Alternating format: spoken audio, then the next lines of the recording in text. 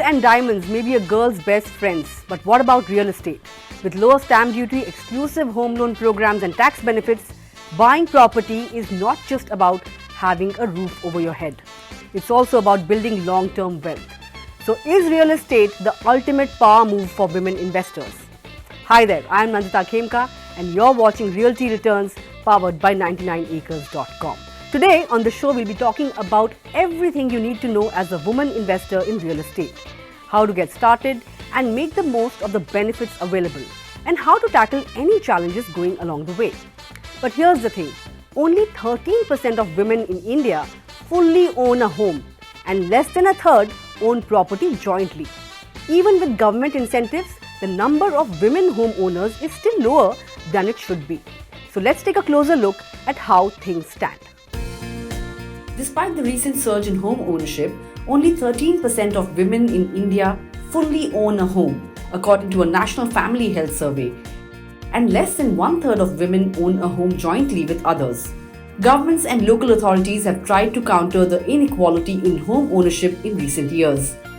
In Budget 2024, Union Finance Minister Nirmala Sitharaman had also urged states to encourage home ownership among women by cutting stamp duty rates. Delhi has been the leader in this race, offering a 2% rebate in stamp duty for women property owners. In the national capital, stamp duty and transfer duty is only 4% if the vendee is a woman. However, it is 6% for men. Similarly, the Haryana state government provides special provisions for women in stamp duty to promote financial independence and encourage property ownership. The rate of stamp duty in Haryana for women is 3% in rural areas and 5% in urban areas, while it is 5% and 7% respectively for men home buyers in Haryana. In the country's most populous state, Uttar Pradesh, women home buyers have to pay 6% in stamp duty plus registration fees, compared to 7% for male owners. However, in UP, both men and women homeowners must pay the same amount in stamp duty if the price of the property exceeds 10 lakh rupees. Maharashtra also introduced a 1% stamp duty rebate for women homebuyers back in 2021. Initially, this came with a condition. They could not sell the property to a man within 15 years, or they would lose the rebate and pay a penalty. This 15-year lock-in was removed in 2023. The current stamp duty in Maharashtra varies between 5% to 7% of the total agreement value, depending on each city and district. However, in Karnataka, the stamp duty and registration fees are the same for women and men home buyers. Additional benefits available to women home buyers come in the form of a higher loan-to-value ratio, lower interest rates, and lower processing fees. Several banks and financial institutions extend higher loan eligibility to women, enabling them to potentially borrow more for property acquisition compared to men. In addition to these benefits, some municipal corporations offer concessions on property taxes for properties registered in a woman's name. However, property tax rates vary across municipal corporations within a state and between cities. So while there are incentives in place to encourage more women to invest in real estate, there's still a long way to go. What more can be done to bridge the gap, and how can you as a woman investor get started? Well, to break it all down and help us understand the opportunities and challenges for women in real estate, let's bring in our guests. Joining me are Samantak Das, who's the Chief Economist and Head of Research India at JLL, and Roshy Chhillar, who's the Director at Landmark Group. Well, Roshy and Samantak, thanks a lot for taking out time and joining in. Since the topic is opportunities for women in real estate, Roshy, let me come to you first. Well, the number of women homeowners in India is quite low, right? Only 13% of women in India fully own a home and less than a third own property jointly. And this is despite government efforts like stamp duty rebates and schemes like Pradhan Mantri Awas Yojana. Is this just an economic issue or more of a cultural issue? And what additional measures do you think could be further taken to close this gender gap in property ownership? Thank you so much. Yes. So I think there are various factors, I believe, that jointly come into playing a role into impacting this number. 13%, as you correctly said, is the sole ownership of women. And then I think additional is a 29% of where women and men jointly own homes. And I think it has to do with some factors such as affordability as well. which and legal norms which are agnostic to, I think, men and women both, where home prices are increasing at such a rapid pace. One example is where from I am in Gurgaon, where home prices have increased by 160% between across from 4 years, you can say. So affordability is something which is agnostic in between men and women. Then there's legal frameworks where there's a lack of access to home loans because of lack of collaterals or credit scores. But then there are other factors which, like you rightfully mentioned, there are cultural norms, and then there are some systems which is government led, which can help can lead to an uptick in this number. We do have some, I think, policies in place which contribute, but not so significantly, like the stamp duty difference. That is, for men, it is about, I think, 7% if they buy home in Gurgaon, and then it is about 5% if it's just women buying homes. So like the 2% difference and 1% if it's jointly. And then there's Pradhan Mantri Awas Yojana, which has a requirement of having at least one women homeowner to have to enjoy the benefits of this policy. So I would say those four, some that apply to both men and women, and some which are just strictly to, like, I think, women, that apply to impact the home ownership rates. We'll talk more about the stamp duty rebates and where all they are, allowed. But Samantak, let me come to you. Budget 2025 has introduced housing incentives as well, right? Such as the removal of notional rent taxation on 2 self-occupied properties and an increased TDS threshold on rent as well. How do you think these measures will impact women investing in real estate? Will this encourage greater participation from women in the sector? And of course, affordability is a key issue, as Roshy highlighted. Do you think these SOPs that have been announced would further push women to look at real estate? So it's a very valid question. I mean, the point is, whatever the budget document has talked about, it's for the real estate residential sector as a whole and economy as a whole, right? So there is, hardly anything that will focus on, female participation in home buying.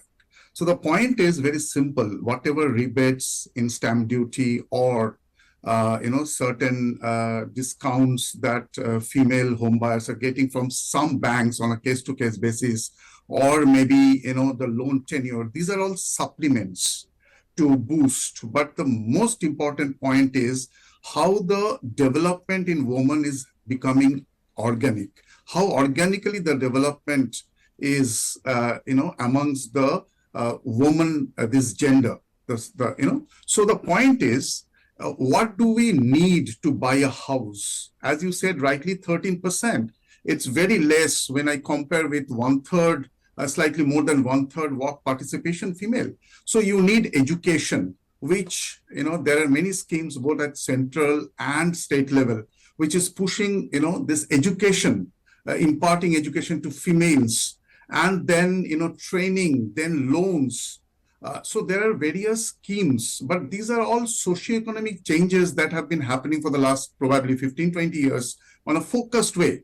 So to see that outcome, the manifestation in affordability, will take some time, because as you understand, this is a socioeconomic, cultural shift.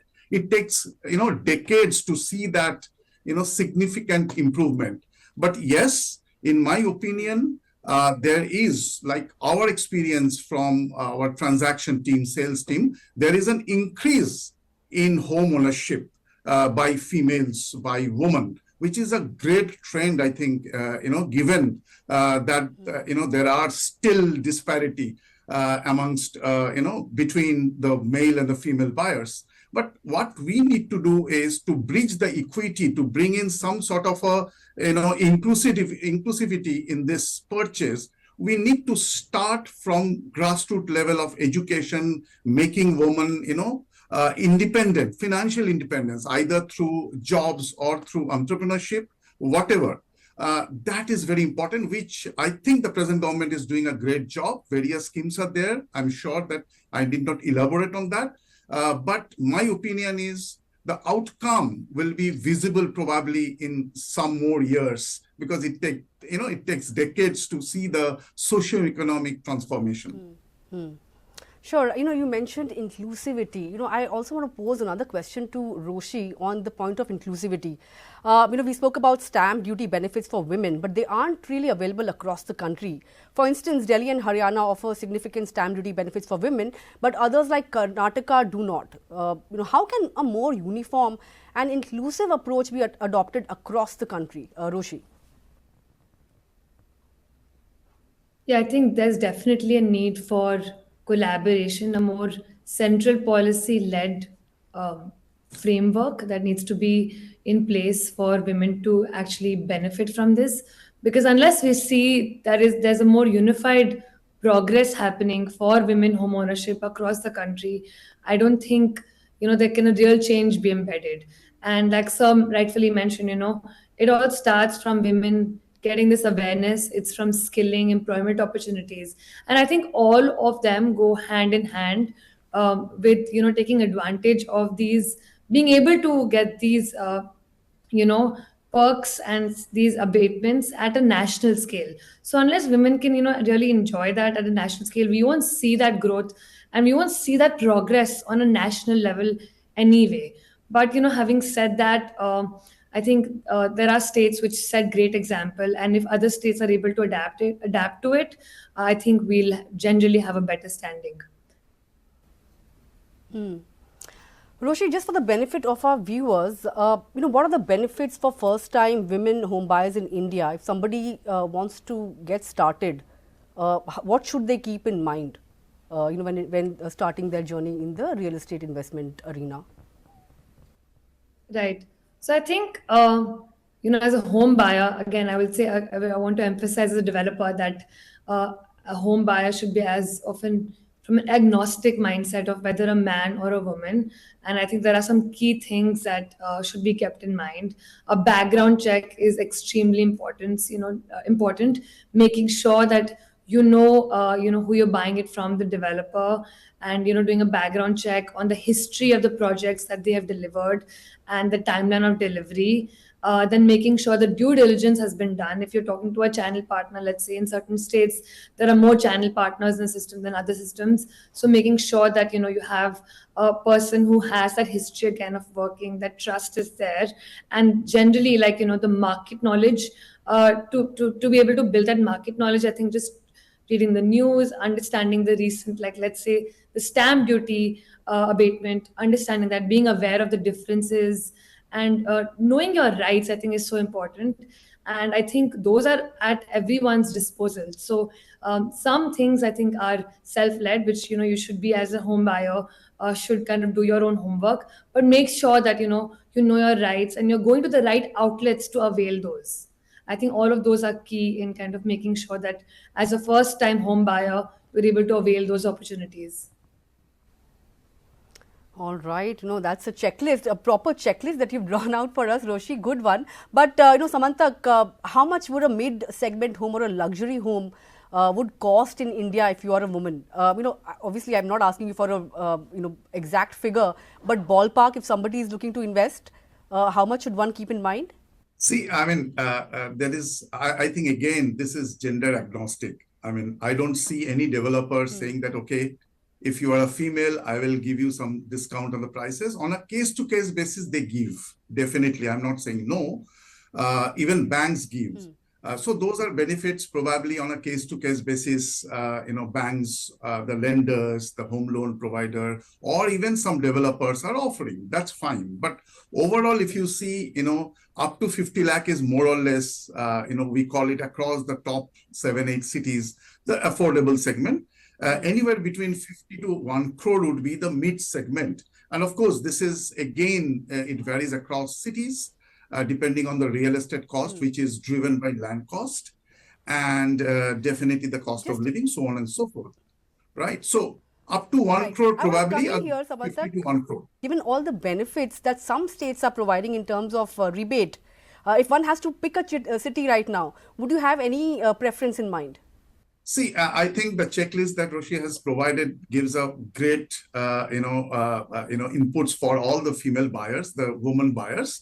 But the only thing is, when you are buying a property, house property, you have to keep in mind, what is your objective? Is it for investment only, or probably investment, but later on you will stay, or just for end use.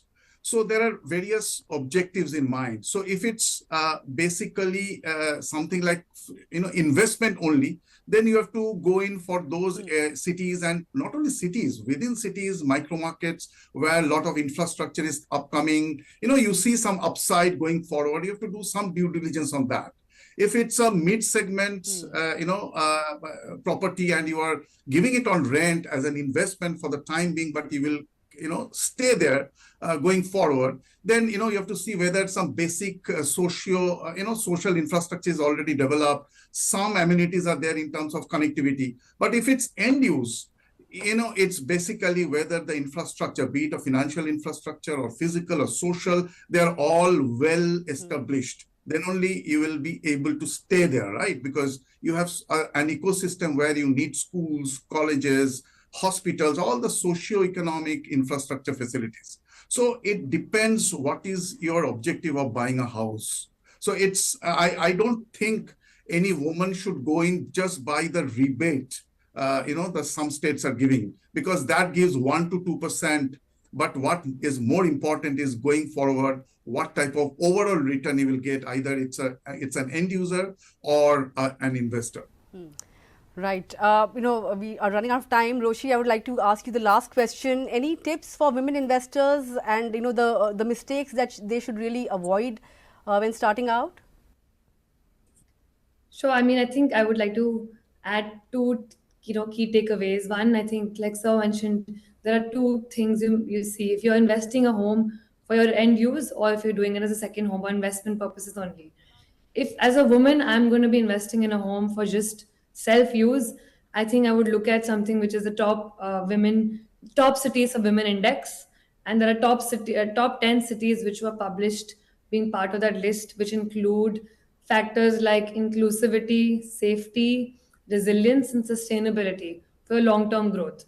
All those socioeconomic factors are included. I think Bangalore topped the list. Chennai was also part of it, and Delhi, Gurgaon also made a part of it. Big part of it was the skilling and employment opportunities. There's a direct correlation of women being in the workforce with how much women are going to be in investment activities in the future, and they're going to be home buyers potentially.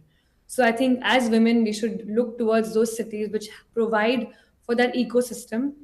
And I think secondly, all of this can be long-term sustained only if we have more government-led initiatives where government is enabling, let's say, the banks, giving those policies from the top to give those incentives, whether it's on fixed deposits or whether it's on first-time home buying stamp duties, or whether it's giving it to the developers that, hey, listen, get us more women home buyers and we will give you the more incentives like increase FAR or increased incentives on building those projects which are allowing more women to be part of the ecosystem. So I think those are the three ways we can have an ecosystem which changes hopefully this 13% number to a higher number by next year. Sure. Last question really to Samantak then. Samantak, I want to draw your attention to an interesting data point, right? In the US, we've seen the rise of the she elites, where single women own more homes than single men. In India, of course, we know that women now make up 33% of the workforce, and their influence in real estate, both as buyers and developers, is steadily growing. But how long do you think will it take for India to see a similar trend? Are we still very far from achieving that true parity in home ownership? Yeah, I mean, parity means if it's increasing at a faster rate, I'll be very happy. So till now, it has improved. I think all the stakeholders, right from government to developers, as well as, the government means state and central developers, as well as financial institutions, because you have to understand that home purchase is mainly through home loan. 70-80% of our buyers are through home loans. So all these stakeholders have to work together to bring that level playing field to women. And definitely in terms of, financial benefits, in terms of, interest rates, subsidy in stamp duty, that's a state subject because real estate is a state subject. Central can only give guidelines, in terms of schemes for enabling, women to really become financially independent. to even developers. I'm sure some developers are giving that type of push. So all the stakeholders, if they work together, to give this type of level playing field to women, I'm sure that the growth rate will be faster, and this 13%, will reach maybe 15-20% very soon. But it's very difficult to say how long will it take to be at par with the men buyer. So that is very difficult, to comment on. But definitely all stakeholders are equally responsible for bringing this level playing field to home buyers who are women. Right. But Samantak, when it comes to developers and real estate companies, how can they contribute? Very quickly. Developers, as I think Roshy said, mentioned that there should be some backward positive push from financial institutions as well as from government, some incentives, because developers, I don't expect any business entrepreneur developers to spend money from their own pocket. So the point is, if they are getting some benefits from governments, from financial institutions, some incentives, I'm sure that they would do it. So developers, I know that there are many developers who are giving case-to-case basis benefits to women buyers. So that should be much more widespread and large scale. Then only it will happen. And it's not only the developers, I think all other stakeholders are equally responsible.